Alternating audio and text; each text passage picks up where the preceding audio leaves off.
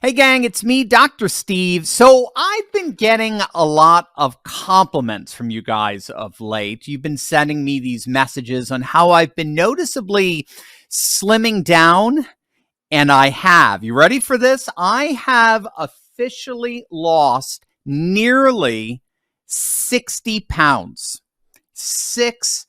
And you know what? And I got to tell you, the best part of it all is after struggling with my weight for 30 years, I can honestly tell you this, that losing it was one of the easiest things I've ever done. And I want you to meet the person and her amazing science-based program that helped me do it. Dr. Ashley Lucas, the genius behind the PhD weight loss program. Dr. Ashley, welcome. I am so excited to share you with my audience.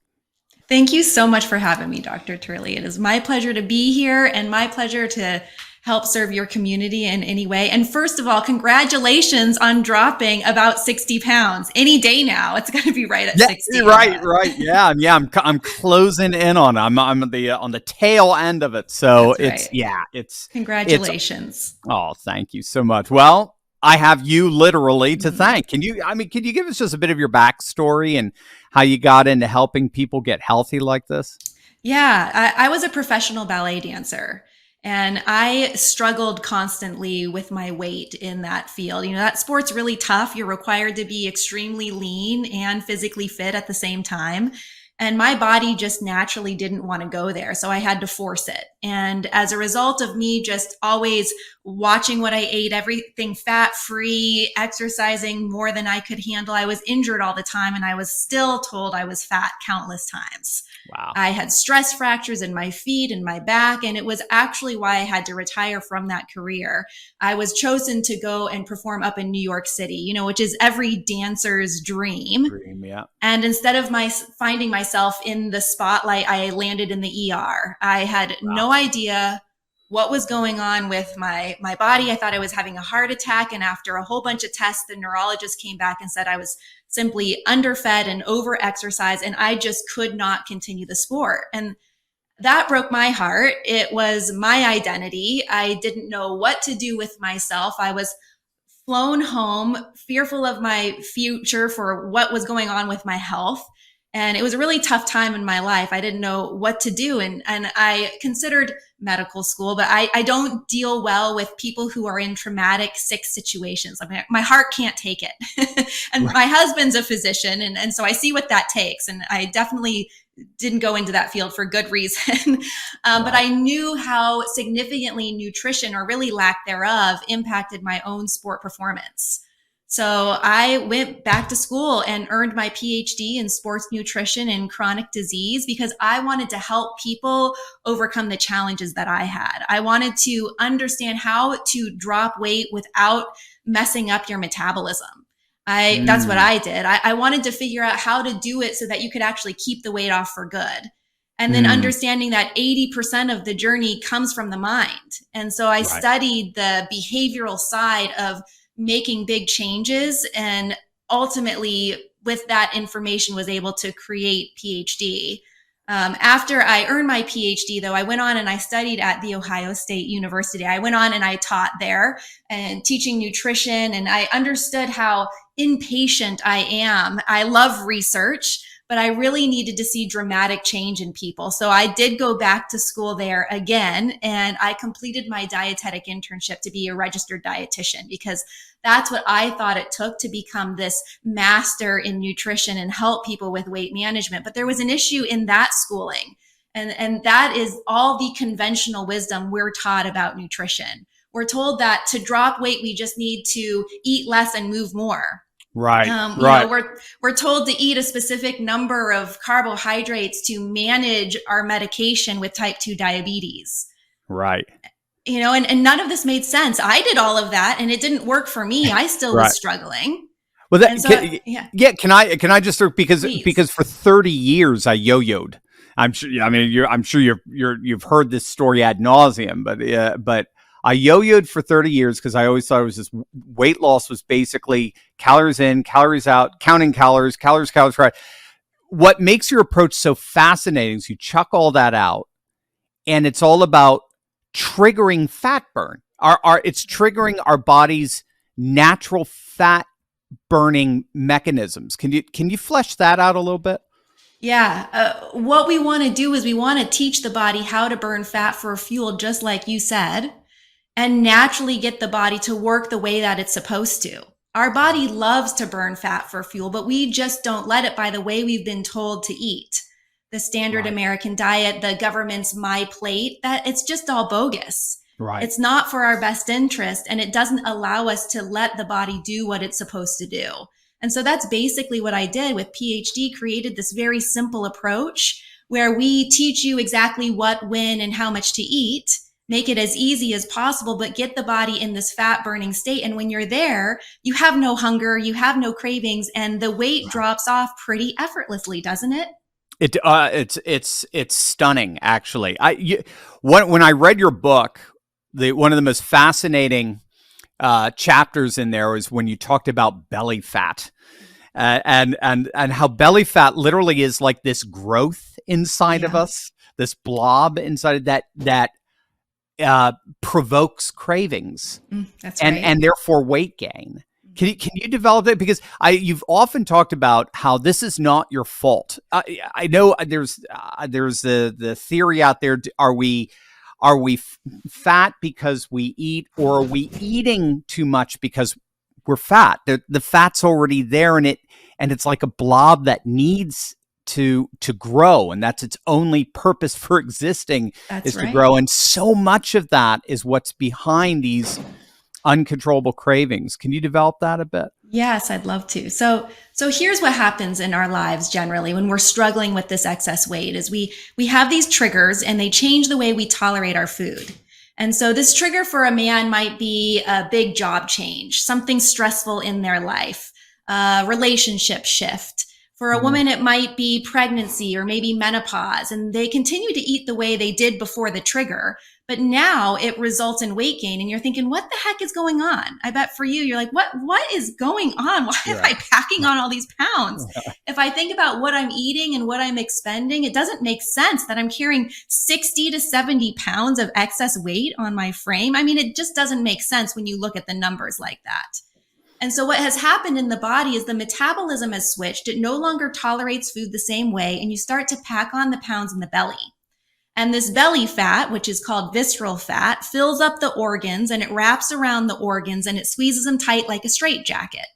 So if you're carrying fat in your belly like you were, Dr. Turley, and we took a slice of your liver, it looked like a ribeye beefsteak. Right? That white marbling, that thick stuff around the outside. Well, after a time, this stuff actually grows its own blood vessels. It gets a little oxygen supply going for it, and then it starts to secrete its own hormones. So this fat mass that you're carrying in your belly has a mind of its own, and all it wants to do is get fatter as fast as possible. Right.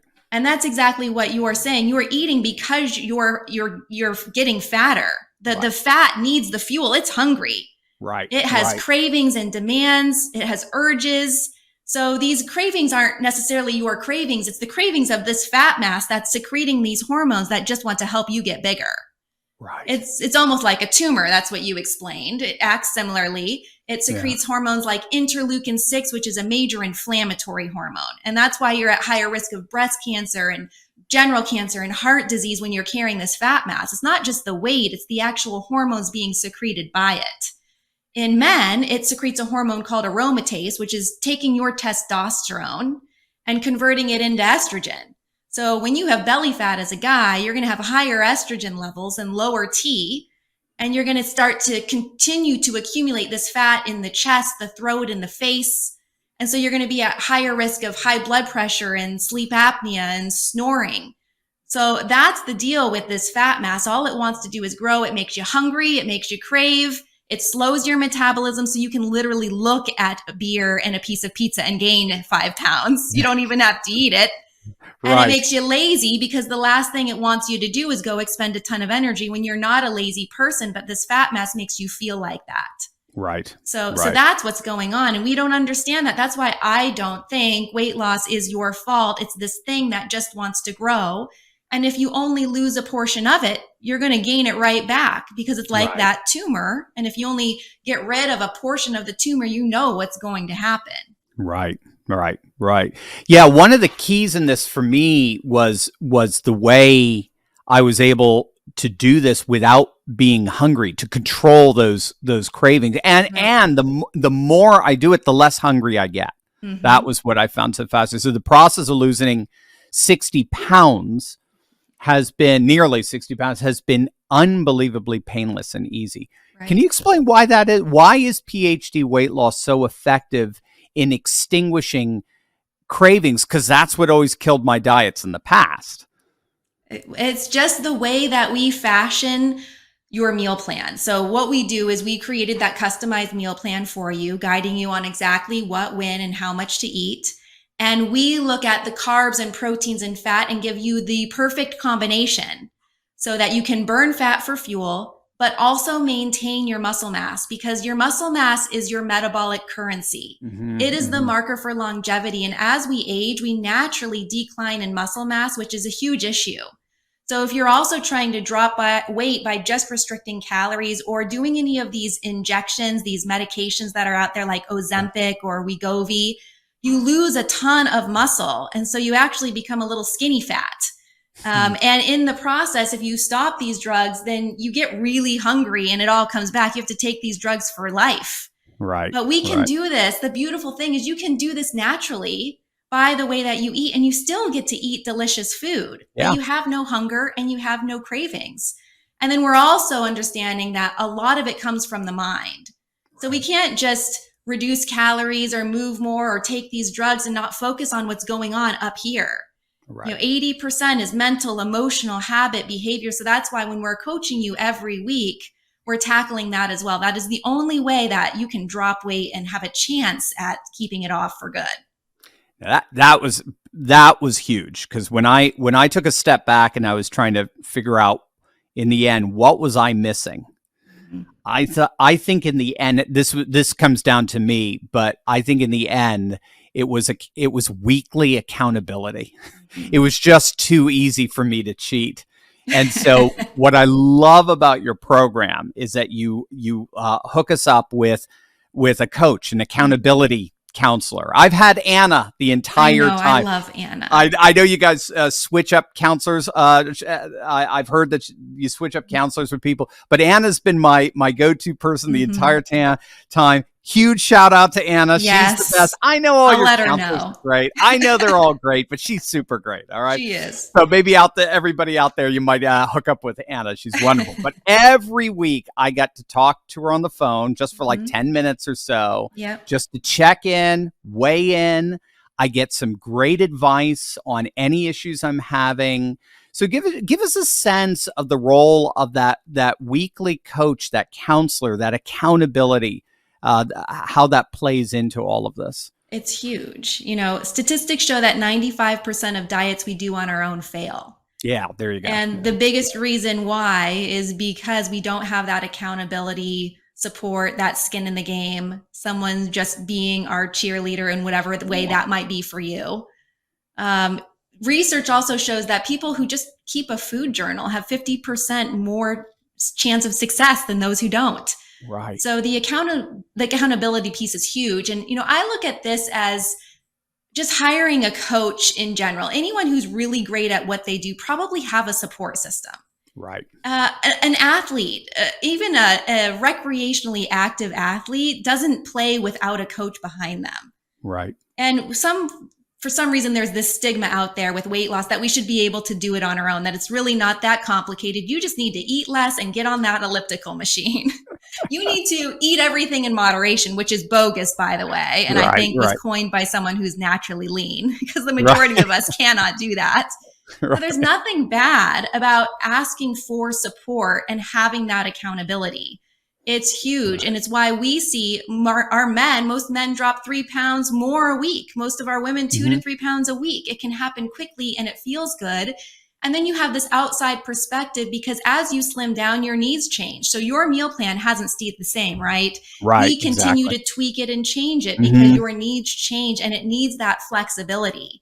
And when you're trying to do that on your own, you have no idea You're trying to troubleshoot before you even need to troubleshoot. You get distracted, frustrated, you fall off, and the weight just comes back because you haven't really collapsed that hungry belly fat we talked about. So having someone to support you and having an outside perspective is the key to success in this. Yeah. What's the old saying? He who teaches himself has a fool for a master. So I think I'm living proof of that. And then you've got the maintenance phase. That's when I'm just a few weeks out from that. So this doesn't end when we hit our goal weight. You actually, PhD Weight Loss continues to counsel throughout maintenance. Can you flesh that out a bit? Yeah. So during the program, we have that weekly one-on-one coaching, support, and accountability. During that phase, not only do you just have support, but I think education is important. It's potential power there. So everything we've been taught about nutrition from the conventional approach is pretty much wrong. And so I'm sure it's blown your mind as to what you have learned about nutrition, about eating fats, and that fat doesn't make you fat, and you actually have to eat a lot more than you thought you should. Right, exactly. That was red meat actually doesn't cause heart disease for most people. You can eat a really great steak with butter and a glass of red wine and enjoy yourself, and it's okay. Eating the whole egg is actually healthier than just eating the egg white. So these are just, understanding all of this is really important. So during that phase, we're learning, but dropping the weight is one thing. Keeping it off is a whole nother aspect that most people don't recognize. It's a different practice, and you're not going to get that practice when you're dropping the weight. And so at PhD, we understand that. I'm into always having our clients as a part of a community. So maintenance support is free. It never ends. We're always by your side. And how that looks is that you just have our support in whatever way that might be for you. If you have questions, if you pop up a little bit, we're going to error correct and get you right back where you need to be as you're learning this new lifestyle in a maintenance aspect. So we have great success with our clients, not just dropping the weight, but keeping it off because they have that family, that community, and that support system just, for life, really. And do you have some stats on that in terms of your what percentage of your clientele is able to keep that weight loss long term? Because that's to me, that's the devil in the details. You can lose the weight, but what percentage ends up just gaining it all back, right? Yeah, most people who drop weight, I know I did share 95%, it just doesn't work. And of those who drop weight generally on their own, they regain that weight within about 6 weeks, which is wild, fast. That's me, yeah. For us, of those who participate in maintenance and continue to do the work and check in with us, 85% maintain their weight loss within 3 pounds. So quite a difference. Wow. If you've been waiting to start a weight loss journey, to better take care of your family, your community, be sure to click on the link in the description below to hear more about my weight loss journey and connect with Dr. Ashley about your weight loss needs as well. It's absolutely amazing. So Dr. Ashley, thank you so much from the bottom of my heart. You changed my life, and I appreciate it so much. Really, whatever I can do for you, I'm here. Oh, thank you so much.